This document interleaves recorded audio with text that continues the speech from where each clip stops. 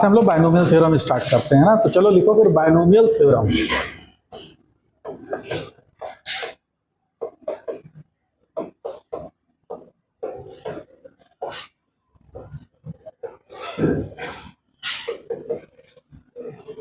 Binomial theorem, binomial theorem मतलब binomial, by मतलब to है ना, जिसमें दो डिसिमिलर वेरिएबल्स इन्वॉल्व होंगे तो वो तुम्हारा कहलाता है बायनोमियल थ्योरम। जैसे सपोज कर लो x प्लस वाई दोनों डिसिमिलर हैं कि पावर 1, तो ये क्या दे देगा x plus y. x plus y का अगर होल स्क्वायर लिखोगे तो ये क्या होगा x square plus x y plus y x plus y square. क्यों भाई? और इसको तुम लिखते हो x square plus 2 XY plus y square, ये तो लिखते हैं हम लोग, है ना। अगर मान लो कि तुमको है x प्लस वाई का होल क्यूब, तो ये क्या देता है एक्स क्यूब, है ना, प्लस, अब देखो ऐसे तो तुम्हें याद है कि this is 3x square y plus 3y square x plus y cube, ये हो जाएगा, है ना। लेकिन ये 3 आया कहां से?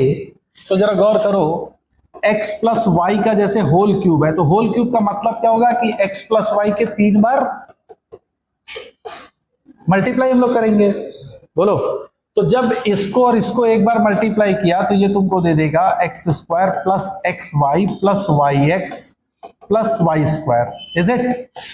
और इसका मल्टीप्लाई फिर होगा x प्लस वाई से, है ना।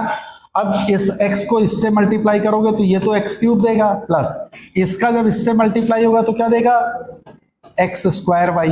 बोलो भाई, हो जाएगा।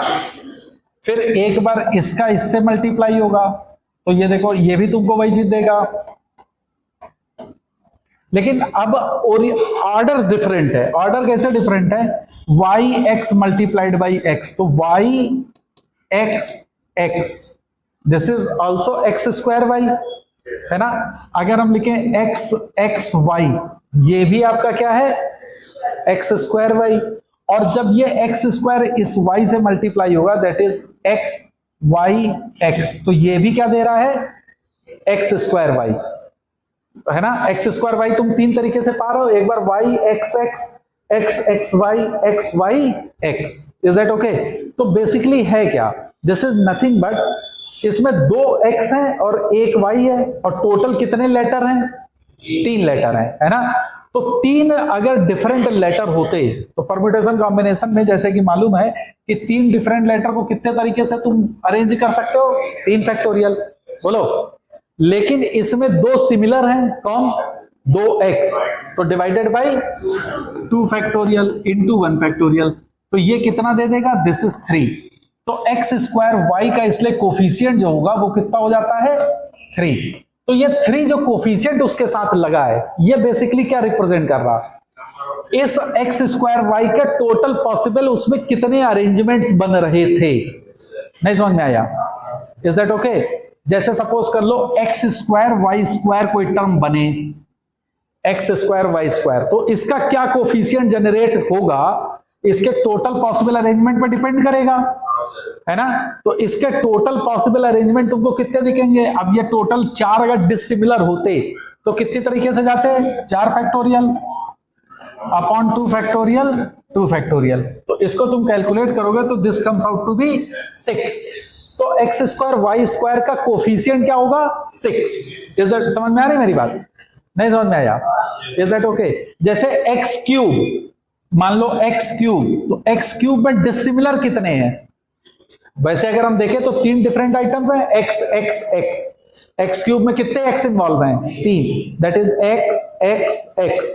तो उन तीनों को तुम कितने तरह से अरेंज कर सकते हो फैक्टोरियल 3, लेकिन चूंकि तीनों सिमिलर है तो डिवाइडेड बाई फैक्टोरियल 3, तो ये तुम्हें क्या दे देगा 1। तो एक्स क्यूब का कोफिशिएंट जब एक्स प्लस वाई का होल क्यूब अभी देखा था तो एक्स क्यूब का कोफिशिएंट तुम्हें क्या दिखा था 1, बोलो, है ना।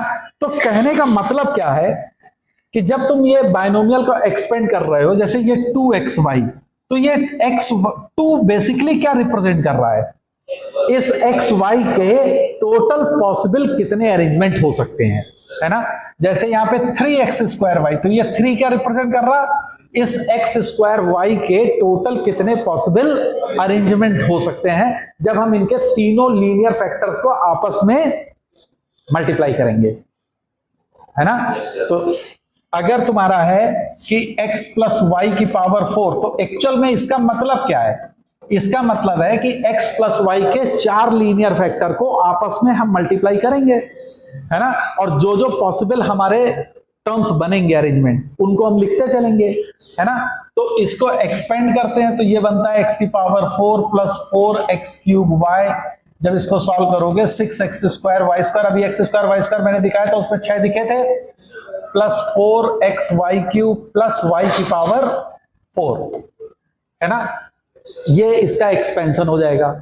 तो अब बात आती है कि सर ये जो 4 लिखा है, 6 लिखा है, 4 है, यहाँ पे 1 है, यहाँ पे भी 1 है, ये एक्चुअल में इस एक्सपेंशन में क्या रिप्रेजेंट कर रहे हैं, तो ये क्या रिप्रेजेंट करते हैं, ये क्या रिप्रेजेंट करते हैं, उस टर्म के पॉसिबल अरेंजमेंट अगर हम इतने लीनियर फैक्टर का मल्टीप्लाई करेंगे तो इतने तरीके से हम इसको जनरेट कर सकते हैं। x² y² को अगर x + y की पावर 4 में जनरेट करना है तो कितने तरीके से जनरेट कर सकते हो, 6 तरीकों से, x² y²। तो उसके पहले क्या लिखा हुआ है, 6। Is that clear. और देखो ये 6 आया कैसे था, 4 factorial upon 2 factorial upon 2 factorial, है ना। तो जो ये टर्म्स लिखे हुए हैं, जो पॉसिबल अरेंजमेंट है, इन्हीं को हम लोग कहते हैं बाइनोमियल कोफिशिएंट। इसको क्या कहते हैं, बाइनोमियल कोफिशिएंट। तो binomial coefficient nothing but it's only shows you the total possible arrangements which we can achieve when we multiplied this n times या 4 टाइम्स 5 टाइम्स, जैसे भी टर्म्स होंगे। मेरी बात समझ में आ रही है। तो इसमें बाइनोमियल कोफिशिएंट को पहले समझ लो कि बाइनोमियल कोफिशिएंट क्या कहता है, NCR, इससे हम रिप्रेजेंट करेंगे बाइनोमियल कोफिशिएंट को, इससे रिप्रेजेंट करेंगे NCR से। ये डिफाइंड कब होगा, ये डिफाइंड होगा जब n और r दोनों क्या होंगे, रियल नहीं। 4/3 5 C2 ऐसे थोड़ी ना तुम पढ़ते हो, ये क्या होंगे, जब नेचुरल है ना। और नेचुरल क्या, बेसिकली नॉन नेगेटिव इंटीजर्स हैं। और ये तभी डिफाइंड होगा जब r should be less than और इक्वल टू n होगा। सबसे पहली चीज, r की वैल्यू हमेशा n से छोटी होनी चाहिए, है ना। और नॉन नेगेटिव इंटीजर्स के लिए डिफाइंड है तुम्हारा। NCR का जो मतलब होगा, this is nothing but it is factorial n upon factorial r into n minus r का फैक्टोरियल। ये NCR को रिप्रेजेंट करेगा। NCR is factorial n upon factorial r into n minus r का factorial. Is that okay. Factorial तुम्हें मालूम है, factorial का मतलब क्या होता है। जैसे मान लो फैक्टोरियल n है, तो फैक्टोरियल n का मतलब क्या होता है, जो नंबर है उस नंबर से स्टार्ट करो और मल्टीप्लाई करते जाओ, एक एक नंबर रिड्यूस करते हुए अप टू 1 तक। तो जैसे ये n into n minus 1 into n minus 2 up to ये कहां तक जाएगा, 1 तक। तो ये मल्टीप्लीकेशन वैल्यू तुमको फैक्टोरियल n की वैल्यू देगा, है ना।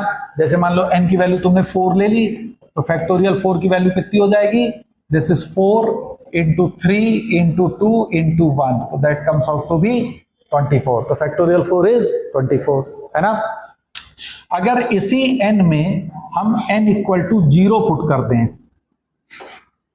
n की वैल्यू 0, तो फैक्टोरियल 0 की जो वैल्यू होती है वो हमेशा 1। इसमें अगर n की वैल्यू 0 पुट करोगे तो ये तुम्हें 0 दिखा देगा, लेकिन फैक्टोरियल 0 जो होता है वो 1 होता है। वो कैसे होगा, देखो अब इसमें इस n को जरा गौर करो।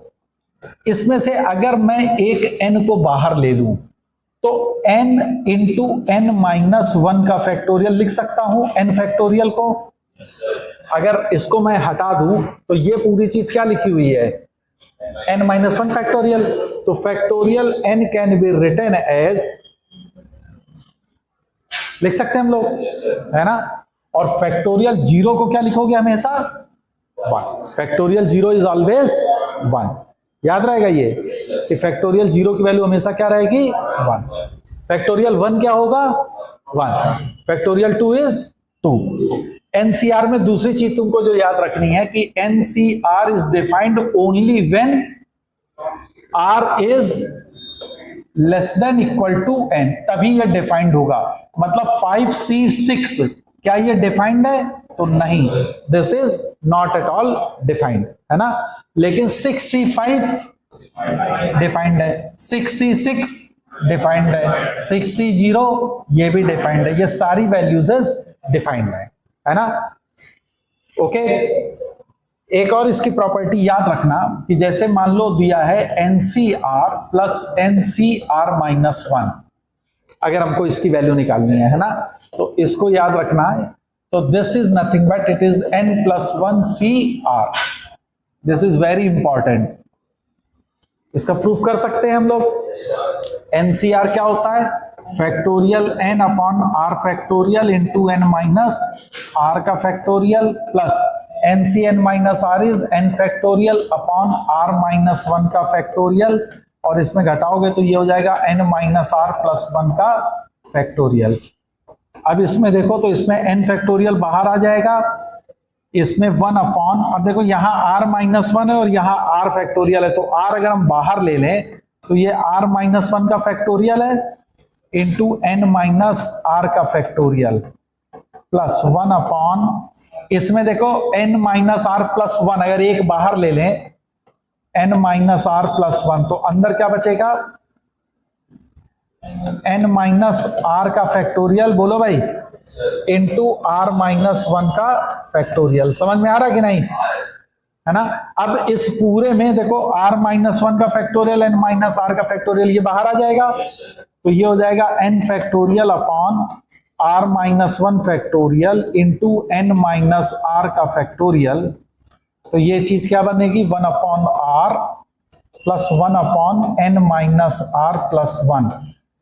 इसको अगर एलसीएम से सॉल्व करोगे तो ये आ जाएगा, देखो N factorial upon R minus 1 factorial into N minus R का फैक्टोरियल। एलसीएम लोगे तो N माइनस R प्लस 1 और प्लस R, तो R से R कैंसिल, तो ऊपर N प्लस 1 दिख रहा है, अपॉन नीचे क्या है? R into N minus R plus 1। फिर इस R माइनस 1 के साथ इसको क्लब कर लो और इसको इसके साथ क्लब कर दो, और ये N को इसके साथ क्लब करोगे तो देखो ऊपर N प्लस 1 का फैक्टोरियल दिख रहा है, और नीचे R माइनस 1 को R के साथ लोगे तो R फैक्टोरियल, और ये है N प्लस 1 माइनस R का factorial. N minus R plus 1 को मैं ऐसे भी लिख सकता हूं, N प्लस 1 माइनस R। बोलो, अब देखो ये चीज तुमको साफ साफ दिख रही है, N प्लस 1 CR है, तो ये प्रूफ है तुम्हारा कि this is N plus 1 CR। तो इसका बहुत ज्यादा यूज होगा कि NCR plus NCR minus 1 is N plus 1 CR। Is that okay, है ना। This is the relation between the binomial coefficients. बात समझ में आ गई। दूसरी इसकी इंपॉर्टेंट प्रॉपर्टी क्या है, याद रखोगे कि NCR की वैल्यू वही होती है जो NCN माइनस R की होती है। ये भी बहुत ज्यादा यूज होगा। NCR is equal to NCN minus R। अगर इसकी वैल्यू निकालो तो ये क्या है? Factorial N upon factorial R into N minus R का फैक्टोरियल। और अगर इसकी वैल्यू निकालोगे तो देखो ये क्या बनेगा? फैक्टोरियल N अपॉन जो नीचे है उसका factorial, that is N minus R का फैक्टोरियल, और इन दोनों का सब्ट्रैक्ट करोगे तो R फैक्टोरियल। देखो दोनों वैल्यू सेम आ रही हैं, तो NCR is equal to NCN minus R। Okay, याद रखना जब ये चीज होती है तो देखो ये वाले टर्म जो लिखे हैं इन दोनों का सम करो NRR, जो कि ऊपर वाला सम के बराबर होता है। तो हमेशा याद रखना, अगर आपको दिया है NCX is equal to NCY, तो इससे क्या तुम आउटकम निकाल सकते हो? पहला आउटकम हो सकता है कि x की वैल्यू y के बराबर हो सकती है, और दूसरा आउटकम हो सकता है कि दोनों का सम जो है वो n के बराबर हो। तो x plus y is equal to n and x is equal to y। Is that okay? तो ये चीज को याद रखिएगा क्योंकि इसका भी यूज हो जाएगा, है ना। तीसरा इंपॉर्टेंट है बाइनोमियल में कि दो कंसेक्यूटिव बाइनोमियल कोफिशिएंट का डिवीजन अगर हम करते हैं तो क्या हमको वैल्यू मिलेगी, है ना। जैसे सपोज करो NCR अपॉन NCR माइनस 1, ये कंसेक्यूटिव टर्म्स हो गए। r-1 है, उसके बाद वाला क्या होगा, एक बढ़ेगा तो दैट इज r। तो जरा इसकी वैल्यू बताओ क्या होगी, n factorial upon r factorial into n minus r का फैक्टोरियल होल डिवाइडेड बाई इसकी वैल्यू बताओ n factorial upon r-1 factorial into क्या होगा n माइनस r प्लस 1 का फैक्टोरियल। तो ये वैल्यू क्या हो जाएगा, n n कैंसिल हो जाएगा, ये ऊपर चला जाएगा, तो r-1 factorial into n plus 1 minus r का factorial divided by r factorial into n minus r का फैक्टोरियल। अब देखो इसमें से n प्लस 1 माइनस r जैसे ही बाहर लोगे तो बनेगा क्या, n माइनस आर फैक्टोरियल, एक कम हो जाता है, तो वो n माइनस आर फैक्टोरियल से n minus R factorial cancel हो जाएगा, तो ऊपर क्या बना n प्लस 1 माइनस आर, और नीचे में देखो ये r लोगे तो r माइनस 1 फैक्टोरियल कैंसिल, तो दिस इज r। तो ये होता है रेशियो दो कॉन्सेक्यूटिव बाइनोमियल कोफिशिएंट को जब आप डिवाइड करते हो। तो ये भी याद रखिएगा, this is again important,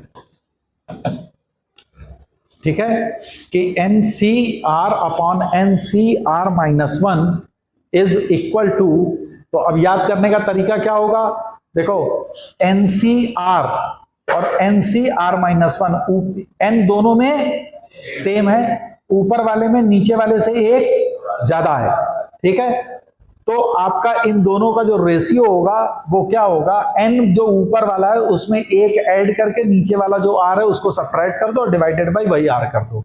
for example मान लो तुमको दे दे 7c4 अपॉन 7c3, तो ऊपर वाले में एक ऐड किया माइनस ये वाला r यूज करो डिवाइडेड बाई r, तो that comes out to be 1 upon 1। तो 7c4 और 7c3 इनका रेशियो 1 आ गया, तो ये दोनों सेम हो गए, तो 7c4 is equal to 7c3, yes, 3 plus 4 equal to 7 होता है। अभी हम लोग ये प्रॉपर्टी पढ़ के भी गए थे, नहीं समझ में आया, बोलो भाई, है ना। अगर तुमको दिया जाए 8c5 अपॉन 8c4, तो इसकी वैल्यू कितनी हो जाएगी, 8 में एक ऐड करोगे दैट इज 9, और r ये यूज होगा, तो 9 माइनस 5 अपॉन 5, तो this comes out to be 4/5। तो ये रेशियो की वैल्यू 4/5 होगी, याद रहेगा, बोलो भाई। तो ये कुछ बाइनोमियल कोफिशिएंट्स, उनकी प्रॉपर्टीज है ना, कि बाइनोमियल कोफिशिएंट में हम लोग किस तरीके से यूज करेंगे ये आपको मालूम होनी चाहिए। ओके, तो अब हम बाइनोमियल का एक्सपेंशन करने जा रहे हैं कि what is the binomial expansion. तो वो याद रखो कि बाइनोमियल एक्सपेंशन क्या होता है। मान लो अगर तुमको दिया गया है x प्लस ए या a प्लस एक्स की पावर n ले लेते हैं, a प्लस एक्स की होल पावर n, तो this binomial coefficient is nc0 a की power n plus nc1 a की power n minus 1 x plus nc2 a की power n minus 2x square plus ncr a की power n minus r x की power r plus ncn x की power n। बात नहीं, तो ये जो तुम्हारा एक्सपेंशन लिखा हुआ है, this is the expansion of binomial expansion, यही तुम्हारा बाइनोमियल है। दो डिसिमिलर टर्म्स यूज हो रहे हैं, उसमें इंडेक्स कितनी है n, तो इसका बाइनोमियल कोफिशिएंट्स बाइनोमियल एक्सपेंशन है। और जो ये nc0 nc1 nc2 ncr ncn use कर रहे हो, ये क्या कहलाते हैं, ये कहलाते हैं तुम्हारे बाइनोमियल कोफिशिएंट्स। ये क्या कहलाएंगे, और ये बेसिकली क्या रिप्रेजेंट कर रहे हैं कि जैसे nc1, तो a की पावर n माइनस 1 x को हम इतने तरीके से अचीव कर सकते हैं जब a प्लस एक्स के n लीनियर फैक्टर को मल्टीप्लाई करेंगे। तो इज दैट ओके, इनका सिर्फ रिप्रेजेंटेशन इतना होता है। मेरी बात समझ में आ रही है, नहीं समझ में आया, ओके। तो अब इसमें कुछ इंपॉर्टेंट बातें आप याद रखेंगे। सबसे पहली चीज, फर्स्ट थिंग आप जो याद रखोगे कि जो दो डिसिमिलर टर्म्स आपके दिए गए हैं, हर एक में अगर उनकी पावर का सम देखोगे तो दैट इज ऑलवेज कांस्टेंट, उसकी वैल्यू हमेशा सेम होगी, और वो वैल्यू जो होगी वो इंडेक्स के बराबर होगी। जैसे यहां पे a की पावर कितनी है n, और x की पावर कितनी है 0, तो दोनों को ऐड करो तो n plus 0 that is n। यहां पे a की पावर कितनी है n माइनस 1, x की पावर कितनी है 1, तो n माइनस 1 प्लस 1 करोगे n। ओके, यहां पे a की पावर कितनी है n माइनस 2, x की पावर कितनी है 2, तो n minus 2 plus 2 this will give you again n। और ये जो n तुम्हें मिल रहे हैं ये इंडेक्स के बराबर है। जैसे यहाँ पे a की power n minus r, x की पावर r, फिर ऐड करोगे तो you will again get a की पावर सॉरी दोनों का सम जो होगा वो n के बराबर होगा, जो इंडेक्स के बराबर होता है ना। तो मतलब क्या है कि बाइनोमियल में जो दो डिसिमिलर टर्म्स होंगे उनकी पावर का sum is always equal to the index. पहली चीज याद रखना, इससे ज्यादा और इससे कम नहीं होगा। क्लियर हो गई बात। सेकंड, अब जरा देखो NC0 यहां लिखा हुआ है, फर्स्ट टर्म में NC0 है और लास्ट टर्म में क्या लिखा हुआ है NCN। तो जरा देखो NC0 और NCN में रिलेशन बताओ तो दोनों इक्वल होंगे, बोलो। और इसकी वैल्यू 1 के बराबर होती है, याद रखना। NC0 इसको अगर NCR से सॉल्व करोगे तो यू विल गेट 1। तो NC0 NCN इसकी वैल्यू कितनी हो गई 1। ये कौन सा था NC0 कौन सा था फर्स्ट टर्म, NC0 क्या था फर्स्ट टर्म का बाइनोमियल कोफिशिएंट, और NCN क्या था लास्ट टर्म का बाइनोमियल कोफिशिएंट, है ना। अच्छा, अब जरा यहां देखो ये क्या लिखा है NCN माइनस 1, इसके ठीक पहले वाला क्या रहा होगा, उसका बाइनोमियल कोफिशिएंट NCN माइनस 1 होगा। तो अगर हम स्टार्ट से सेकंड और एंड से सेकंड बाइनोमियल कोफिशिएंट को देखें तो NC1 और उधर से है NCN माइनस 1, इन दोनों के बीच में क्या रिलेशन है, दोनों सेम दिख रहे हैं। अगर हम NCR equal to NCN minus R वाली प्रॉपर्टी यूज करें तो we are getting that both are same. बोलो भाई, तो इससे क्या हम आउटकम निकाल रहे हैं, इससे आउटकम ये है कि बाइनोमियल एक्सपेंशन में स्टार्ट और एंड से इक्विडिस्टेंस टर्म के जो बाइनोमियल कोफिशिएंट होते हैं उनकी वैल्यू हमेशा सेम होती है ना। स्टार्ट और एंड से जो बाइनोमियल कोफिशिएंट्स होते हैं बाइनोमियल के एक्सपेंशन में उनकी वैल्यू ऑलवेज सेम होगी। Is that clear? ओके, तीसरी इसमें चीज याद रखिएगा आप कि देखो स्टार्ट हम कर रहे हैं NC0, दूसरे टर्म में क्या आया 1, तीसरे में 2, तो तुम देख रहे हो पहले में 0 है, दूसरे में 1 है, तीसरे में 2, यानी कि जो टर्म है उससे एक कम है। बोलो, तो यहां अगर n है तो ये कौन सा टर्म होगा n प्लस 1। तो अगर a प्लस x की पावर n है तो total number of terms in binomial expansion कितने होंगे n प्लस 1। तो total number of expansion term, total number of terms जो हो जाएंगे वो कितने हो जाएंगे n प्लस 1 के बराबर होंगे, है ना। अगर एक्सपेंशन में ये पावर n है तो अब ये ना है कि वो n प्लस 1 है ना, दिस इज n।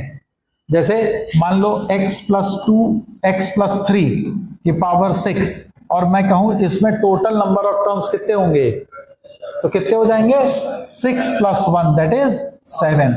तो टोटल नंबर ऑफ टर्म्स जो होंगे इस एक्सपेंशन में वो 7 टर्म्स आएंगे। मेरी बात समझ में आ रही है? बोलो, है ना। चौथी इंपॉर्टेंट चीज जो तुमको इसमें याद रखनी है वो क्या याद रखनी है कि किसी भी बाइनोमियल एक्सपेंशन का सबसे इंपॉर्टेंट टास्क होता है उसका जनरल टर्म। क्या होगा? General term.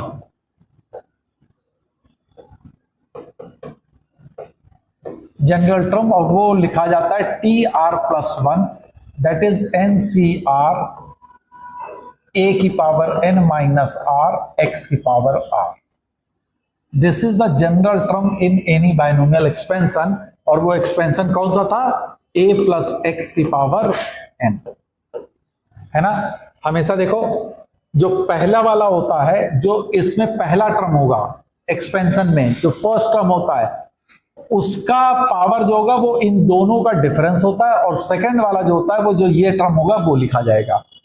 जैसे देखो यहाँ पे पहले वाले टर्म में n और 2 का डिफरेंस है पावर, दैट इज n-2, और सेकंड वाला x है तो x की पावर 2 है ना। यहाँ पे देखो जनरल टर्म में NCR, तो पहले वाला टर्म a है तो a की पावर क्या होगा, इन दोनों का डिफरेंस n-r, और x की पावर सेकंड वाले का पावर क्या होगा, जो ये है, that is r। Is that okay? तो जनरल टर्म हमेशा आप याद रखिएगा कि अगर a प्लस एक्स की पावर n है तो इसका जनरल टर्म जो होता है वो r प्लस 1th टर्म को रिप्रेजेंट करते हैं, and that is NCR, a की पावर n-r, x की पावर r। और इसी बाइनोमियल एक्सपेंशन को लिखने का तरीका भी होता है summation r is equal to 0 to n, r की वैल्यू 0 से n तक जाएगी, and this is NCR, a की पावर n-r, x की पावर r। तो दिस रिप्रेजेंट्स कि we are just writing a plus x की होल पावर n। नहीं समझ में आया है ना? a प्लस एक्स की होल पावर n को हम ऐसे भी लिखते हैं, तो ये लिखना भी आपको आना चाहिए। This is important. a plus x की power n is equal to NCR, a की पावर n-r, x की पावर r। और यही जो है ये क्या है, this is your general term, that is TR plus 1, है ना। अब इसी को हम ऐसे भी लिख सकते हैं, this is nothing but summation r equal to 0 to n TR plus 1। अब r की वैल्यू 0 रखोगे तो क्या होगा, T1 plus T2 plus T3 up to, जब r की वैल्यू n रखोगे तो ये क्या हो जाएगा, Tn प्लस 1, और सारे टर्म का सम ही तो ये चीज रिप्रेजेंट कर रहा है, बोला भाई, है ना। तो we just write this thing. तो general term of this expansion is always this thing, NCR, a की पावर n-r, x की पावर r। ओके, समझ में आया है ना। तो इसमें जैसे क्वेश्चन पूछे जाते हैं कि भाई इसका टर्म बताइए, है ना, इस तरह के क्वेश्चन तो वैसे बहुत कम ही आएंगे। तो जैसे मान लो कि तुमको दे दिया जाए कि x प्लस 1 अपॉन एक्स की पावर 1/3 की पावर 6, इसका 5th टर्म बताइए, इस एक्सपेंशन का 5th टर्म बताइए। तो 5th टर्म मतलब देखो TR प्लस 1 तुम्हारा T5 है, तो R क्या हो गया, 4। तुम्हें 4th टर्म r की वैल्यू 4 रखनी है और 5th टर्म निकालना है। तो T5 is NCR, general term लिखो, क्या होगा, NCR 6C4, पहला वाला जो है x की पावर इन दोनों का डिफरेंस, और दूसरा है 1 अपॉन एक्स की पावर 1/3 में ये वाला टर्म, दैट इज पावर 4। तो this comes out to be 6C4 की वैल्यू अगर निकालोगे तो this comes out to be 15। ये आ जाएगा x² इंटू एक्स की पावर माइनस का 4/3, तो ये आ जाएगा 15 x की पावर 3 दूनी 6 में से 4 गया 2, तो दिस इज T5। तो इस एक्सपेंशन का जो 5th टर्म होगा वो 15x की पावर 2/3 होगा। नहीं समझ में आया, बोलो। This is nothing but it is 15x की power 2/3 in the expansion of this one, 5th term, है ना। अब कभी कभी वो तुमसे कहेगा कि find the term from the end, क्या निकालना है, फ्रॉम द एंड। तो term from the end,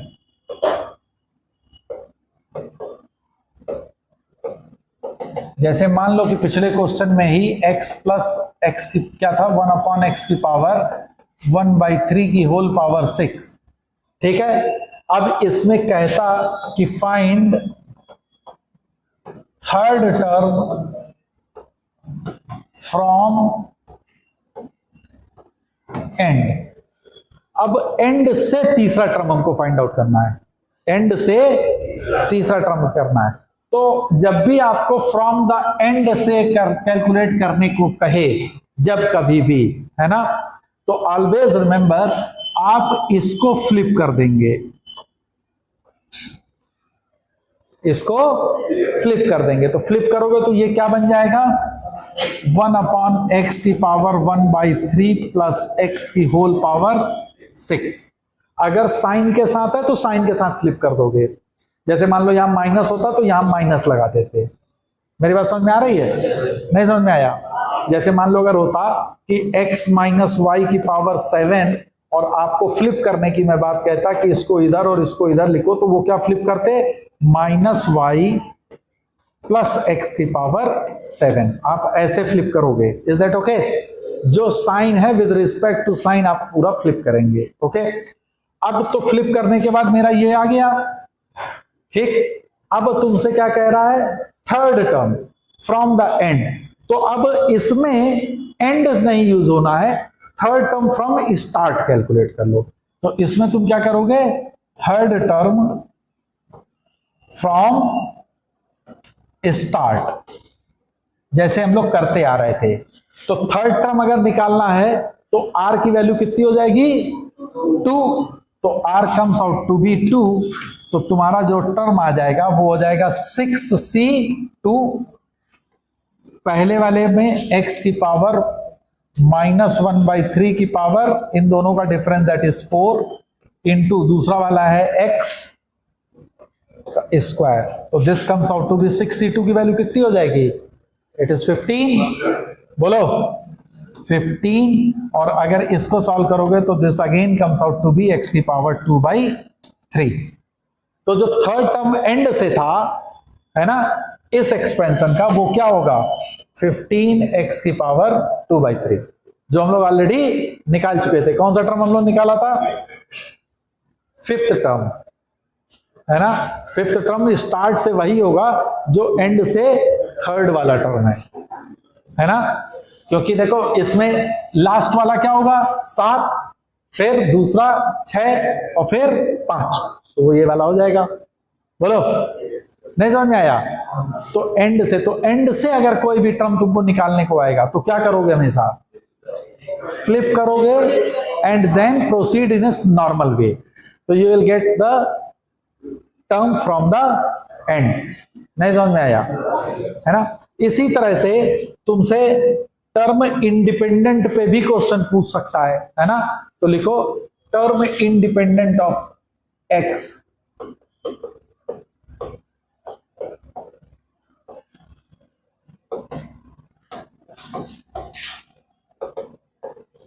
independent of variable, मान लो कि कोई एक वेरिएबल से इंडिपेंडेंस का कोई टर्म निकालना हो, तो जैसे फॉर एग्जांपल मान लो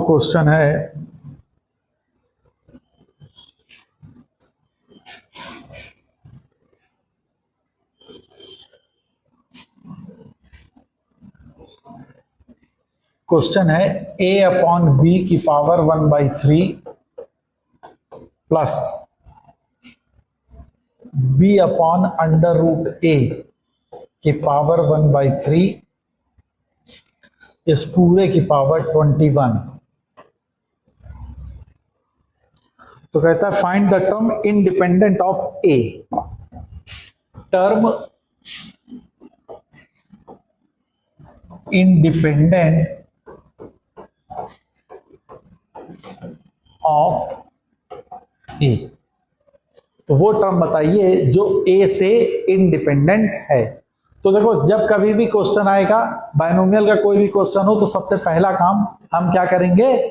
जनरल टर्म लिखेंगे। Always write down general term. तो इसका जनरल टर्म जो होगा tr+1, वो क्या हो जाएगा? 21cr। बोलो भाई, समझ में आ रहा? फिर पहले वाले में इन दोनों का डिफरेंस, तो पहला वाला क्या है? a/b की पावर 1/3 और इस पूरे की पावर कितना हो जाएगा? 21 - r। बोलो। और दूसरे वाले में दूसरा वाला टर्म क्या है? b/√a की पावर 1/3 और इसमें पावर क्या चलती है? जो ये लिखा होगा दैट इज r। ठीक है। अब हम टर्म को आपस में एक दूसरे के पास लाएंगे, जो वेरिएबल सिमिलर वेरिएबल को। तो दिस इज 21cr। अब देखो यहां पे a की पावर कितनी है? 21 - r/3 अपॉन b की पावर कितनी है? 21 - r/3। बोलो भाई, इनटू यहां पे b की पावर कितनी है? r/3 और यहां पे a की पावर कितनी है, r/6। अरे बोलो भैया, हो जाएगा?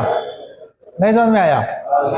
तो अब इसमें अगर हम लेके जाएं तो a की टोटल पावर देखो, अगर a की पावर तुम देखो तो देखो a की पावर कितनी है, 21 माइनस r/3 माइनस r/6, ये a की पावर बनेगी।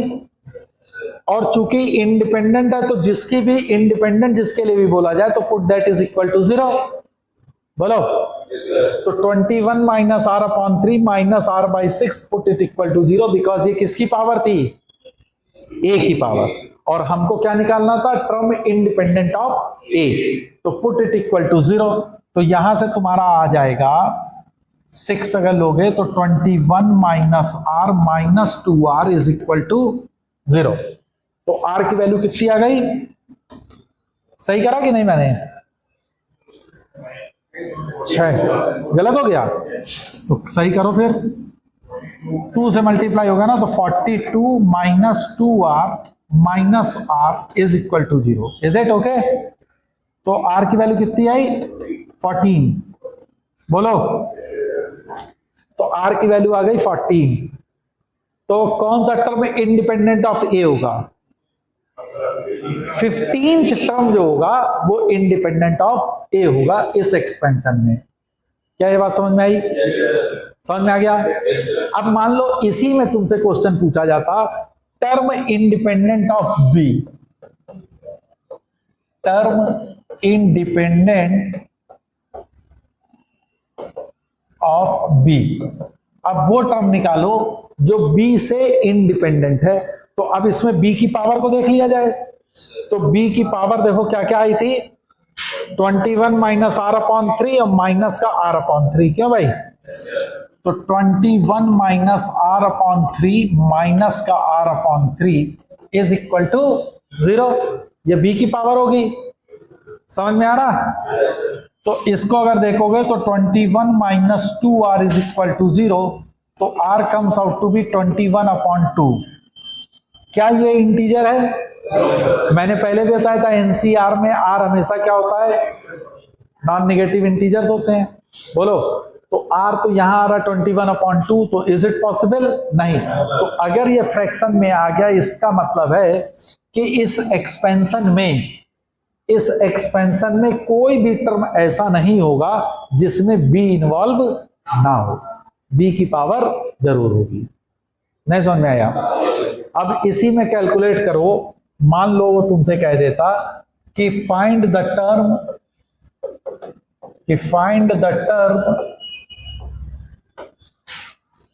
इन which index of a is equal to index of b, यानी कि a की पावर और b की पावर दोनों सेम है, तो बताओ क्या होगा। तो देखो ये तो b की पावर थी, तो b की पावर कितनी थी, 21 माइनस, तो b की पावर इधर लिख लिया जाए इंडेक्स ऑफ b में, 21 माइनस 2r/3। बोलो। और a की इंडेक्स क्या थी, a की इंडेक्स थी 42 माइनस 3r, क्यों, अपॉन 42 माइनस 3r/6, यही तो था। तो ये दोनों इक्वल होने चाहिए, है ना? तो 3 इंटू 2, तो 42 minus 3r is equal to 42 minus 4r। बोलो। तो r की वैल्यू कितनी आ गई, 0। तो r की वैल्यू 0 नहीं, पहले ही टर्म में है, चेक करो पहले टर्म में आ रहा कि नहीं, चेक। देखो दोनों की इंडेक्स सेम लिखी है, सही लिखी है कि नहीं तुम लोगों ने, index of a and index of b। बोलो। b की इंडेक्स और उसकी इंडेक्स सेम लिखी है। b की पावर क्या थी, b की पावर, ये ऊपर ले जाओगे तो r/3 माइनस में होगा ना, ये चीज माइनस साइन के साथ है ना, b तो ऊपर जाएगा तो माइनस देगा ना, ये तो डिनोमिनेटर में b की पावर आई थी। तो अब जरा चेक कर लो, है ना, ध्यान ये चीज रखना बेटा। तो ये चीज कितनी आ जाएगी, 42 minus 3r is equal to minus का 42 प्लस 4r। तो अब कितनी आ गई, 7r इज इक्वल टू 80। तो r की वैल्यू 12। हाँ, दिस इज करेक्ट। तो r इज इक्वल टू 12, है ना, क्योंकि वो तो b डिनोमिनेटर में था ना, तो माइनस साइन के साथ था ना, तो वो भी ध्यान रखना, ये गलती ना कर देना। तो r इज इक्वल टू 12। फिर मान लो इसी में तुमसे पूछ लेता कि find the first term when power of a is an integer. Find the first term where power of a, चाहे index of a is integer। तो क्या हो जाएगा इसमें, a का इंडेक्स क्या था, a की इंडेक्स क्या थी, 42 माइनस 3r अपॉन 6। तो ये चीज तुम्हारी क्या होनी चाहिए, इंटीजर। ये क्या होनी चाहिए, इंटीजर होनी चाहिए। और वो पहला टर्म, तो देखो r की वैल्यू अगर तुम 0 पुट करो, r की वैल्यू 0 रखोगे तो ये क्या दे देगा, 7, जो कि इंटीजर है। तो पहला टर्म ही तुमको इंटीजर दे देगा। अब वो पूछ लेता, मान लो इसी में पूछता कि वो टर्म बताओ जिसमें a की पावर इंटीजर्स होंगी। तो ये वैल्यू 42 माइनस 3r, ये किसका डिविजिबल होना चाहिए, 6 का मल्टीपल, 6 है ना, ये इंटीजर आनी चाहिए। तो r की वैल्यू जैसे 0, 1 नहीं हो सकती, 2। तो r की डिफरेंट वैल्यू के लिए कर सकते हो, है ना। तो 42 माइनस 3r ये 6 का मल्टीपल होना चाहिए। तो आप इसमें r की डिफरेंट वैल्यू पे चेक कर लो कि ये 6 के मल्टीपल कब मिल रहे हैं, है ना। तो तुमको वो सारे टर्म्स तुमको देंगे, तो वो तुम्हारा आ जाएगा कि इसमें a की पावर जो है वो इंटीजर है। मेरी बात समझ में आ रही। तो इस तरीके से कई क्वेश्चन आते हैं। जैसे कुछ क्वेश्चन और लिखो, जैसे मान लो तुमसे पूछ दिया जाए x² plus 2 plus 1 upon x², बात ना करो कि पावर -5 इंटू x² प्लस 1 की पावर 40, ये लिखा हुआ है। और कहता है इसमें x की पावर 20 का कोफिशिएंट बताओ, x की पावर 20 कोफिशिएंट, ये आपको कैलकुलेट करना है। इस एक्सपेंशन में x की पावर 20 का हमको कोफिशिएंट निकालना। देखो जब इस तरीके की चीजें दी जाती हैं क्वेश्चन में, तो मोरल है सबसे पहले आप उसको थोड़ा सिंप्लीफाई करिए, है ना। पॉसिबिलिटी होती है कि कुछ सिंप्लीफाई करने से चीजें इजी बनेंगी। तो अगर इस पे तुम ध्यान दो तो ये x प्लस 1 अपॉन x का होल स्क्वायर लिखा हुआ है। बोलो, x² plus 1 upon x² plus 2, is it. और इसको अगर तुम देखो तो ये है x प्लस 1 अपॉन x की पावर -10 हो जाएगा। और इसको थोड़ा और रीअरेंज करो तो ये है x² प्लस 1 की पावर -10 अपॉन x की पावर -10, जिसको तुम लिख सकते हो x की पावर 10 इंटू x² प्लस 1 की पावर -10। तो ये वाला एक्सप्रेशन जो है, this expression is nothing but it is this one, is it.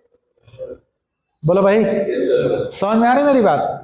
अब इसका मल्टीप्लाई किसके साथ है, x² प्लस 1 की पावर 40। तो जब इसको तुम मल्टीप्लाई करोगे इससे तो क्या बनेगा, x की पावर 10 इंटू x² प्लस 1 की पावर -10 और 40, तो ये दे देगा 30।